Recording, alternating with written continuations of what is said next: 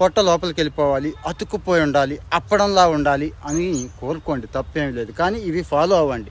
నేను చెప్తున్నవి కాదు. Hero Madhavan Rocketry cinema చూశారు కదా, 120 కిలోలు పెరిగాడు. ఇప్పుడు ఎంత స్లిమ్గా ఉన్నాడో చూడండి. అలాగని జిమ్లకి వెళ్ళాడు, వర్కౌట్ చేసేసాడు, కడుపు మార్చుకున్నాడు అనుకుంటారేమో. అవేమీ లేవండి. కావాలంటే ఆయన ట్విట్టర్ పోస్ట్ చూడండి, గూగుల్ చేసుకోండి. ఆయన చెప్పిన విషయాలే మీకు చాలా జాగ్రత్తగా చెప్తున్నాను. నోట్ చేసుకోండి, సేవ్ చేసుకోండి, మన వాళ్ళకు కూడా పంపించండి.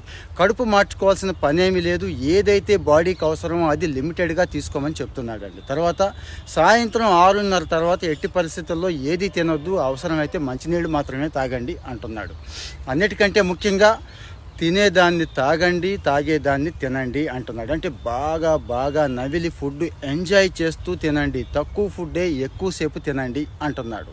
అలాగే సరిపడా నిద్రపోవటం ముఖ్యమండి. అన్నిటికంటే ముఖ్యంగా లాంగ్ వాక్స్ పెట్టుకోండి. ఖచ్చితంగా స్లిమ్